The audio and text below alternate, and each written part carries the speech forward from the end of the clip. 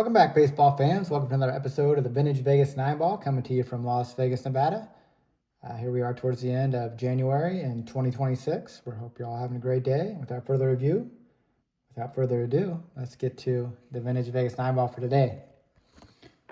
First card is a Kurt Miller, top prospect, 1991. And unfortunately, Kurt doesn't realize that in the background there is the sun setting on his career. Kurt Miller was a highly touted prospect. I think him and Todd Van Poppel were the first two pitchers selected in that draft. I think right after Chipper Jones was drafted, I believe. And he never was able to pan out in the big leagues. I believe he did pitch for a short while with the Cubs. It's kind of a middle reliever, but never developed into that superstar that he was projected to be in the early 90s. Yeah, unfortunately, the sun kind of set on his career. I guess this card, unfortunately, was kind of an omen. But Kurt Miller, here he is, as a top prospect in 1991 for the Pirates. The next card is another pitching phenom, Jose Fernandez.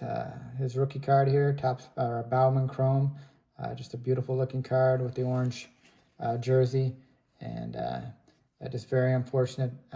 His career, of course, came to that abrupt end when he crashed his speedboat off of the coast of Florida, and just was no doubt going to be one of the best pitchers. Had elite stuff, and was on his way to becoming one of the best pitchers, if not the best pitcher in baseball, when, unfortunately, his speedboat crashed off the coast of Florida, and he unfortunately passed away. But Jose Fernandez, just an elite talent, and this is a great-looking card of him. His rookie card for the Marlins. We'll put him on the stand. Very tragic passing. Next card is Lamar Hoyt. And Lamar Hoyt, another pitcher with a lot of talent. In fact, in the early 80s, I think 83, he won the Cy Young Award for the White Sox. And I think after 84, the Padres looked to acquire him after their run at the World Series. But unfortunately, didn't have the same success with the Padres. Had kind of some struggles with drugs, and was suspended and arrested a couple of times. I think by the mid-'80s he was in jail or in halfway houses, and just very struggling immensely with some addiction problems, but had a lot of talent. Won a Cy Young Award for the White Sox in 1983. You see his record there, 24 wins in 1983, and just had an outstanding season with the White Sox, but unfortunately couldn't overcome some of his addiction problems. And by the end of the 80s, unfortunately, he was down and out. Next card is Tuffy Rhodes, Carl Rhodes. And here he is getting ready to swing at a ball. Here's a member of the Cubs. Of course, Tuffy Rhodes will always be remembered for the opening day when he had 3 home runs. And I can't remember. I think it might have been off Dwight Gooden, if I remember correctly. But he had 3 home runs on opening day, and everybody was crazy about Tuffy Rhodes. The Cubs acquired him from the Astros, and he had a lot of potential, and everybody thought he was going to be our next big outfielder. Unfortunately, he couldn't sustain that success. However, he did end up going over to Japan and had a tremendous success in Japan. And I remember he was going to break the Japanese home run record of Mr. O, I believe. And towards the end of the year, the Cecil single home run record, the Japanese pitchers just didn't pitch to him. They walked him every at bat, so he didn't actually have the opportunity to break O's single season home run record, I remember. But he went on to have tremendous success in Japan, several big home run seasons in Japan, and it was remembered for those opening day 3 home runs that he had on opening day for the Cubs in the early 90s.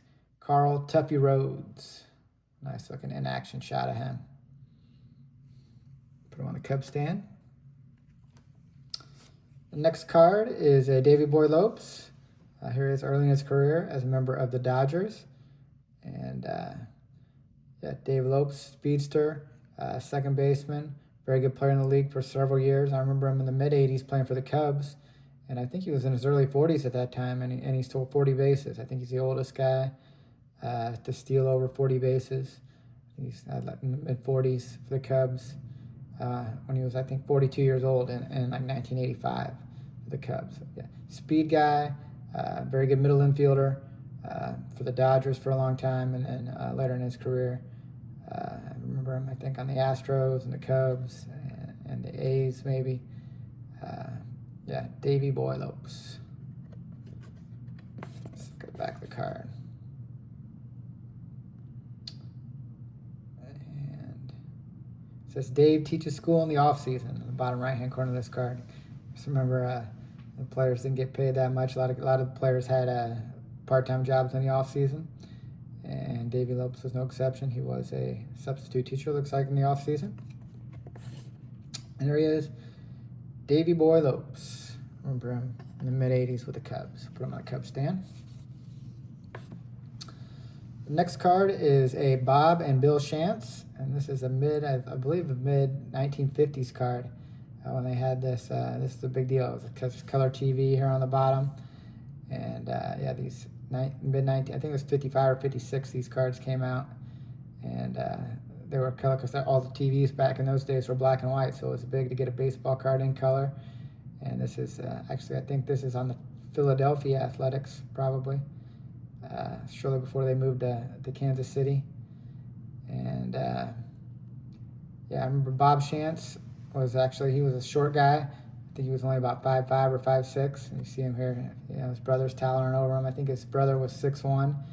And Bob Shantz, actually, he's still alive today. He's 100 years old. He actually won an MVP in the early 50s for the Philadelphia Athletics.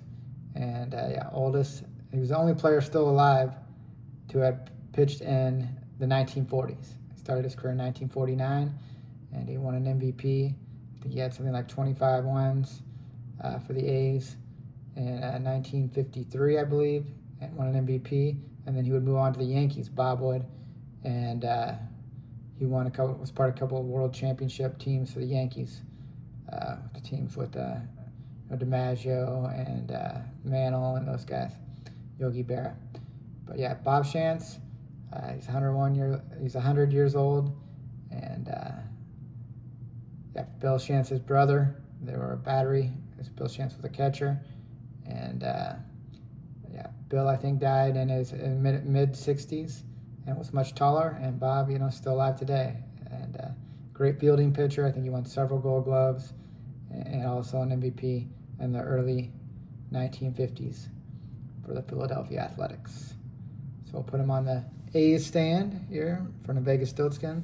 Bob Shantz, the oldest living MVP, 100 years old. Next card is another A, Glenn Mother Hubbard. Of course, I remember Glenn mostly with the Braves. And he has that great, this is the Fleer card here, but he has that great, I think it was 1983 Fleer card where he has the snake draped over his shoulders, around his neck. And yeah, that's a great looking card. And I was always wanted to get that card when I was a kid. I never did get it. I still don't have it. But yeah, Glenn Mother Hubbard, that great. I always remember him. He's a middle infielder, second baseman, and for many years with the Braves. And I always wanted that card with the snake around his neck. Glenn Mother Hubbard. Next card is a Kosuke Fukudome. Remember Kosuke came on. It was a big thing in Chicago when they signed him out of Japan. And the first game we played for the Cubs, he had a home run in the ninth inning, I think, to tie the game. And everybody was Fukudome. Everybody was crazy. Fukudome mania, Kosuke mania in Chicago. And yeah, after that first game, he kind of just was an average outfielder. Never was quite as good as Matsui. I thought when we acquired him that he was going to be like Matsui, Godzilla, but yeah, he never had that success for the Cubs, unfortunately. But yeah, had that big home run his first game, and everybody was going crazy. I remember they wore the bandanas with the rising sun in the right field bleachers for Fukudome. But yeah, after that first home run off Eric Gagne, just didn't have the same success, unfortunately, for the Cubbies. And the last card is Eric Gagne. This is Gagne, the guy that Fukudome hit that opening day home run off of to begin his career. And Gagne, of course, great closer for the Dodgers for many years. Converted, believe it or not, he converted 84, I believe, consecutive saves in a row. Just unheard of. Kind of controversial figure. I think he was kind of linked into some of those guys with the biogenesis and the steroids type deal. But yeah, regardless, just unbelievable feat. 84 consecutive saves when he came in. The game was over for the Dodgers for many years. And here he is trying to bounce back. So remember the Brewers? And yeah, nice picture of him with his arm up in the air, getting ready to glare in and nail down a save. Eric Gagne. And you look at his save totals, 50, 52, 55, 45 for that 3-year span from 02 to 04 for the Dodgers. And yeah, an elite closer for the Dodgers, Eric Gagne. And that will conclude the Vegas time for the day. Hope you guys enjoyed it. Take care, and God bless.